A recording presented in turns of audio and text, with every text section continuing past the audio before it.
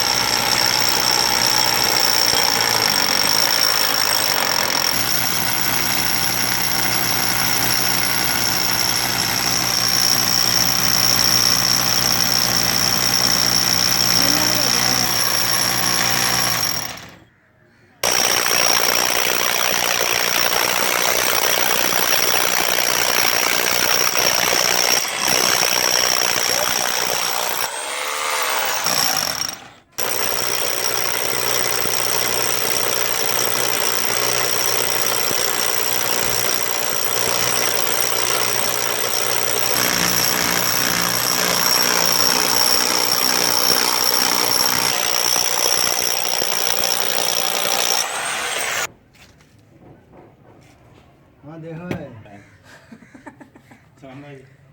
जी हमारे ये welding master अभी इस वक्त थोड़ा इनका पानी का वक्फा है और इस वक्त ये पी रहे हैं, जामे शीरी पी रहे हैं इस वक्त।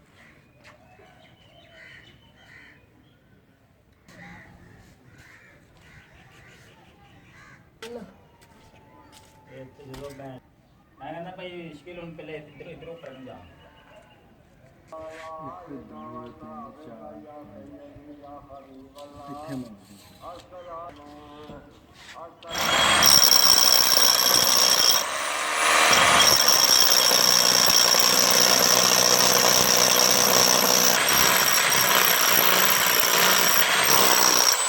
आया